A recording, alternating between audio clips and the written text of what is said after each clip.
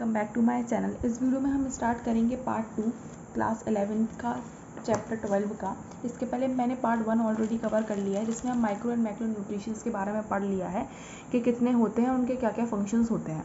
अब हम डिफिशियंसी के बारे में पढ़ते हैं। ये मेरे खुद के हैंड रिटन नोट्स हैं, इनकी हेल्प से आप हर तरह के क्वेश्चन सॉल्व कर लेंगे और साथ में आपके बेसिक कंसेप्ट हैं वो भी एकदम क्लियर हो जाएंगे। आपको फिर से नोट्स बनाने की कोई ज़रूरत नहीं है, मैं आपको नोट्स की लिंक आपको डिस्क्रिप्शन बॉक्स में दे दूँगी, जिससे आप इनको बिल्कुल दोबारा टाइम वेस्ट ना करना पड़े बनाने के लिए और आप समझ भी जाएँ।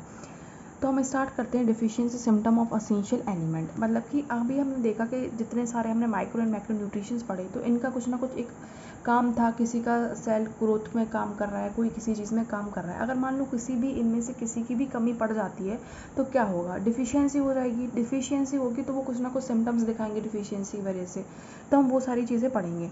क्रिटिकल कॉन्सेंट्रेशन क्या कहलाता है? The concentration of the essential element below which plant growth is retarded is termed as critical concentration. इसका मतलब क्या होता है, एक कॉन्सेंट्रेशन होता है, अगर उस कॉन्सेंट्रेशन से नीचे कोई भी एलिमेंट कम होता है, जो भी एसेंशियल एलिमेंट है उसका कॉन्सेंट्रेशन उस लेवल से कम होता है, उसके बिलो होता है, तो हम क्या है, कुछ ना कुछ रिटार्डेड ग्रोथ, मतलब ग्रोथ प्रॉपर नहीं हो पाती, तो उन सारी चीज़ों को कुछ ना कुछ सिम्टम्स देखने के लिए मिलते हैं। तो उस चीज़ को हम क्रिटिकल कॉन्सेंट्रेशन बोलते हैं। मतलब जो हमें लेवल चाहिए उससे कम बिलो लेवल में वो प्रेजेंट है एसेंशियल एलिमेंट। डिफिशियंसी सिम्टम्स क्या कहलाता है? In absence of any particular element plant show certain morphological changes. Deficiency symptom जैसा हमने देखा कि अब कोई भी एसेंशियल एलिमेंट कम प्रेजेंट है, उसमें बिलो लेवल में प्रेजेंट है, क्रिटिकल कॉन्सेंट्रेशन है उसकी, तो कुछ ना कुछ सिम्टम्स शो करेंगे।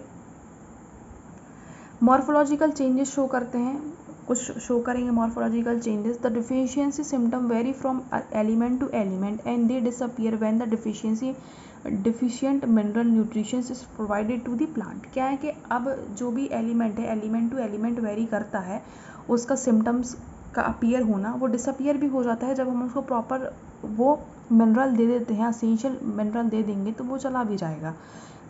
सिम्टम्स कुछ जैसे देखने के लिए मिलेंगे हम, ये कुछ सिम्टम्स हैं, जैसे क्लोरोफिल का लॉस होना, premature fall of leaves, birds inhabitation of cell division. तो इन चीज़ों की वजह से भी हो सकता है, वो ये दिए गए हैं।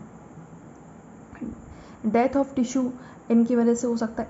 इनहेबिटेंस ऑफ सेल इनकी वजह से हो सकता है। डिले फ्लावर इफ़ कॉन्सेंट्रेशन हो, अगर मतलब कॉन्सेंट्रेशन कम है नाइट्रोजन की, मॉलिब्डेनम की, इनकी अगर मान लो कॉन्सेंट्रेशन कम है तो क्या है कि फ्लावरिंग में भी डिले होता है। तो ये मैंने आपको लिख दिए हैं जिनकी डिफिशियंसी की वजह से ये सिम्टम शो होते हैं।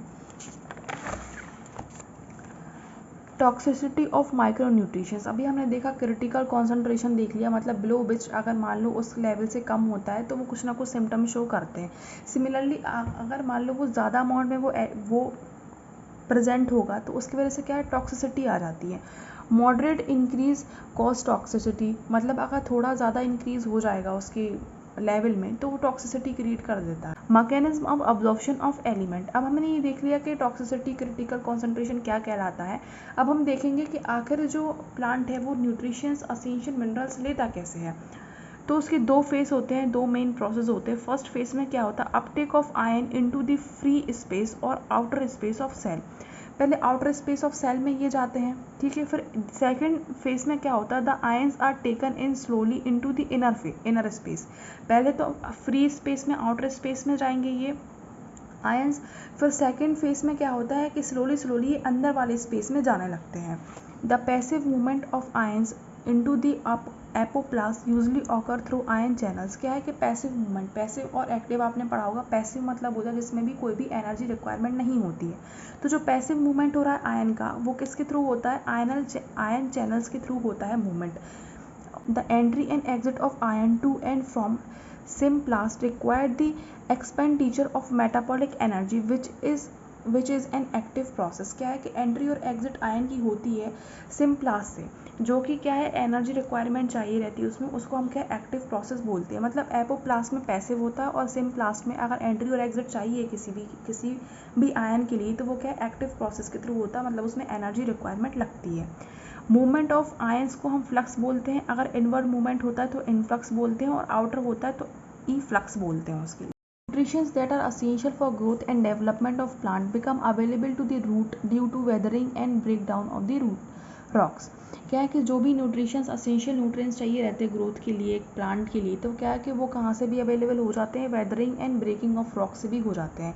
मिनरल न्यूट्रिशंस किसको कहलाते हैं? Since they are derived from the rock minerals their role in the plant nutritions is refers to as mineral nutrition. जो भी न्यूट्रिशंस क्या है, मिनरल मतलब अभी देखा हमने weathering and breaking of rock से भी क्या है कुछ न्यूट्रिशंस प्रोवाइड हो जाते हैं, मिल जाते हैं। तो ऐसे जो nutritions weathering and breaking of rock से होते हैं उसको हम मिनरल न्यूट्रिशंस भी बोलते हैं। इसके बाद हम नेक्स्ट टॉपिक नेक्स्ट वीडियो में डिस्कस करेंगे। आई होप आपको वीडियो पसंद आई होगी। Please like, comment and subscribe करना ना भूलें and thanks for watching my video.